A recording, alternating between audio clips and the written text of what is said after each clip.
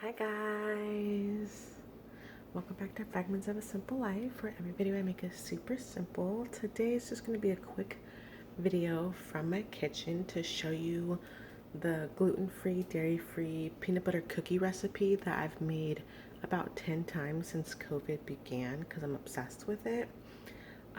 Just a little disclaimer, this is totally not my recipe.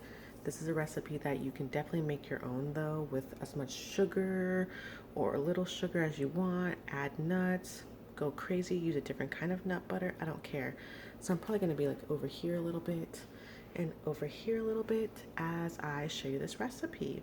So the first thing you're gonna do is go ahead and set your oven to 350, and then you're going to put parchment paper on your cookie sheet, which I have over here.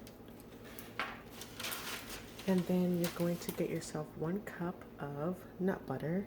I am doing peanut butter, and the original recipe is peanut butter.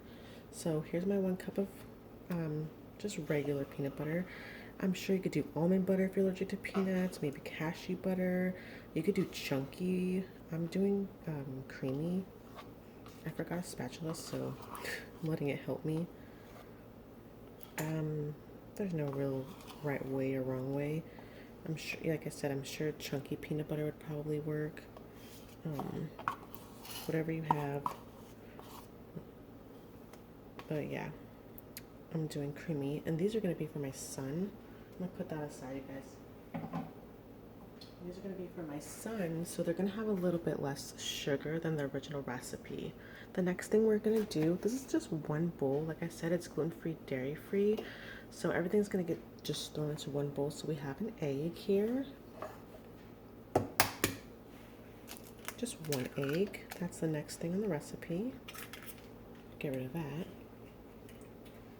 Okay, and then, sorry guys, I'm wiping off my hands because, you know, gross. And then the next thing we're gonna do is a teaspoon of baking soda. Just 1 teaspoon. And I have my baking soda here. I'm licking peanut butter off myself.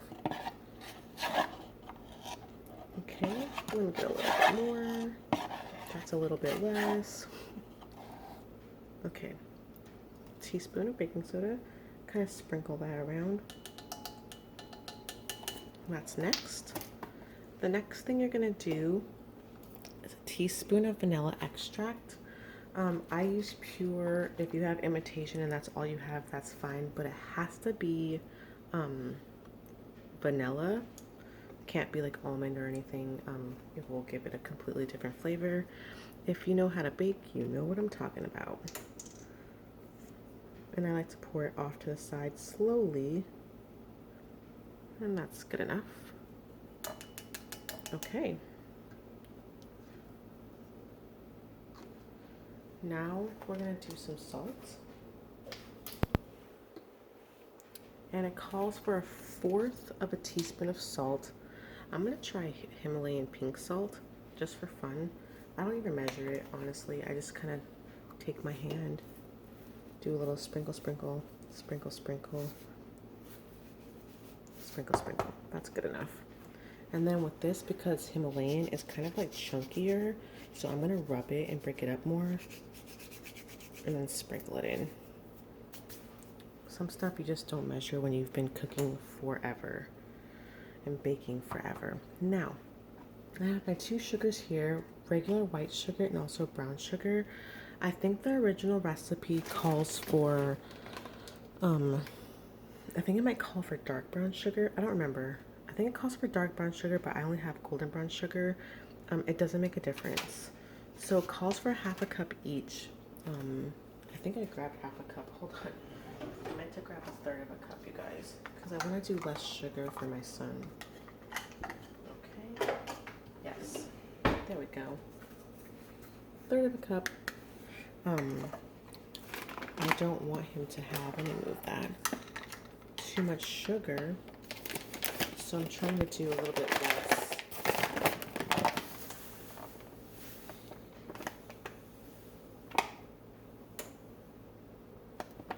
And if you spill, oh well.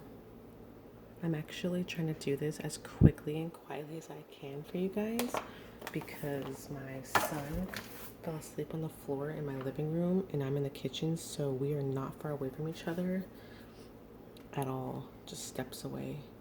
Okay, white sugar, 1/3 of a cup, but the recipe calls for half a cup. So if you're trying this at home, go with a half a cup and see if it's sweet enough or too sweet. 1/3 of a cup. Okay, next is brown sugar. You don't have to pack it. Everyone's version of packing is not the same, right? And I just get in there with my hands. Something about brown sugar, you guys, it's so, let me move this down, you guys. Ooh, there you go. It's so much like kinetic sand to me. The one thing I am trying to do here is break up the chunks, because that's what you don't want. Sorry if you heard that little tick sound. And sorry if you guys hear my refrigerator. I am in my kitchen. The refrigerator is right behind me, like 2 steps away from me. I could grab you a drink right now.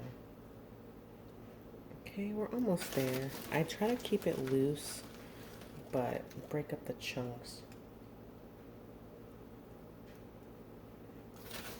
Almost there. One more little pinch ought to do it. Okay. That's good. Then we're gonna dump it. Okay. So we have our salt, we have our vanilla, we have our baking soda, we have our 1 egg, we have our sugar, both sugars, and of course, but extremely necessary, peanut butter. That's it, you guys. Excuse my mess. That's it. Now we mix. And I just use the back of my fork. The sugar just fell and hit my dish soap. Real life. Now I just mix.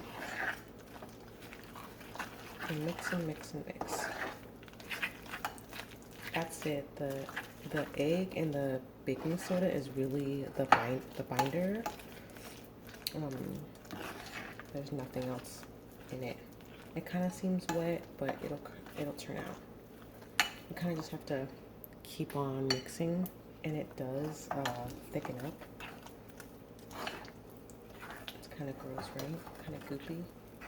You could also throw this in the fridge, and because it's peanut butter and it's a fat, it will like solidify and harden, and that can help with your cookie making as well. At this point, you could throw actual peanuts, raisins, maybe a little sprinkle of oatmeal, especially instant oatmeal, quick cook oatmeal would be good. You could do chocolate chips, of course, or carob chips if you're trying to be healthier. I'm not going to add anything because honestly I don't have anything to add into it right now. I have raisins, but these are for my son and he will not eat that. Plus, I'm not sure if those two things go together, but who am I to judge, right? Okay. See, it turns out pretty thick. I don't know if you guys can tell, but you think it's going to be like how is that going to be like a dough? But look at that. That's pretty thick, right? Sorry for my blurry ass camera. Oop, I just said the bad word. This video is not for children. Okay, I'm gonna go right by where my camera is and get a spoon. And that was squeaky, and I apologize. This is real life, you guys. This is my real life video, more like a vlog. Okay, making more of a mess.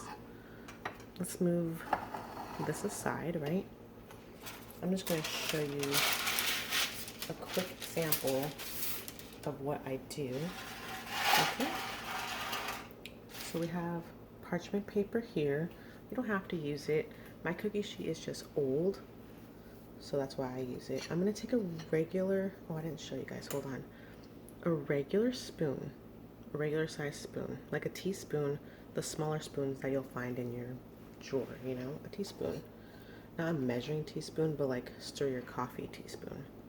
And I'm going to take about that much, and with clean hands, we're going to just take this cute little thing, fold it over, just fold it over. Now it's a ball, right? Plop it down. I'll do that one more time. Okay. We have a scoop We're going to put it in our hand, right? And we're just going to fold it over and fold it over. And it's a little ball. Isn't that cute? I'll do it one more time. We're going to get a scoop of this peanut butter yummy goodness. The lighting in my kitchen is weird. I usually don't make a video this time of day or in my kitchen. Little ball and scoop. Now, if you know anything about homemade peanut butter cookies, you know what has to come next, right? You got to give it the fork crisscross. So we're going to go, everyone does this differently, but you're going to go like this.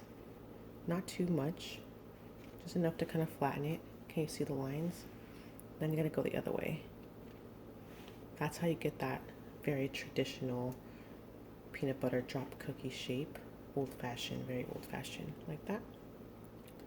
And then like that. Okay. And my son is a big fan of things with color, right? Usually you would do a little sprinkle of sugar on top, but I'm gonna go with these because why not? And I don't know if you guys can see, but my camera doesn't want to focus. They're like colorful sprinkles, and I'm just gonna put some of these little guys on top. Just a little bit. Like literally like a little pinch. I don't even know if you guys can see that. It literally just got darker in my kitchen, like a cloud went in front of the sun, and now everything looks darker, and I'm very sorry, you guys. Just like that. Okay. There. Because these are balls, like the sprinkles, I kind of go dab, dab, dab when I use these. Dab, dab, dab, dab, dab, dab. They will keep their color, even while they bake. I'm throwing the rest in the sink because they're stuck to me. And that's it, you guys. You pop them in the oven for approximately 10 minutes. When you take them out, you have to let them sit for a minute or two because they will crumble if you don't. Remember, there's no like flour like to bind this and hold it together. So if you don't let these suckers cool, you're gonna have like peanut butter cookie crumble instead of peanut butter cookies.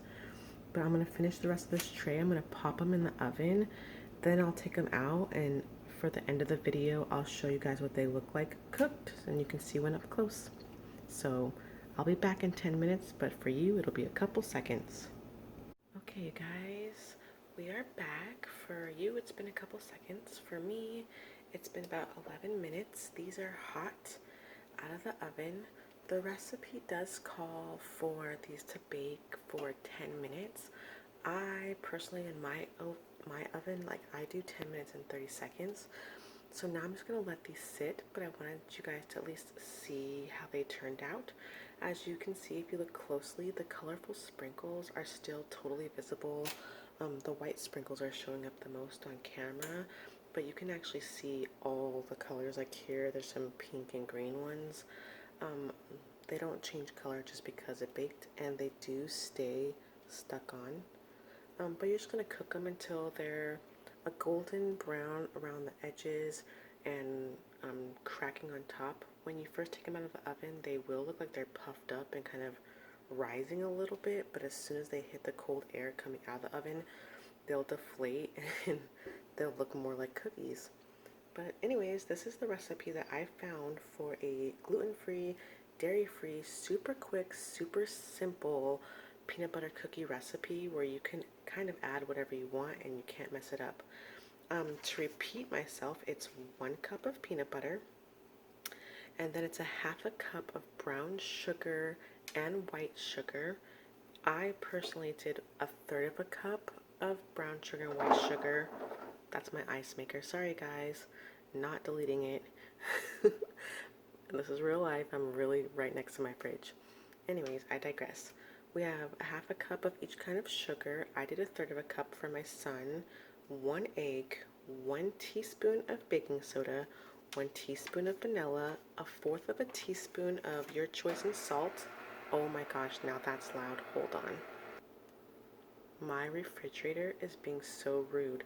Usually it doesn't make ice unless someone just recently got ice, and no one did, like at all. Like my husband's not even here and neither did I, but it's making noises. Anyways, a fourth of a teaspoon of salt, whatever salt you got, and you're going to cook it for about 10 minutes, give or take, depending on your oven, at 350 degrees Fahrenheit. Super quick, super simple. You could probably even turn this recipe into like a granola, like I said, like a granola type cookie. Oatmeal, peanut butter, same old, you know. Oh, maybe even M&Ms, maybe like little candies. Um, chocolate chips, carob chips, do whatever you want, have fun, go crazy with it. I hope you guys enjoyed this video, and if you did, please like, comment, and subscribe. I appreciate you all for watching, and I'm gonna go make my daughter eat one of these because my son is still taking a nap. Bye, guys.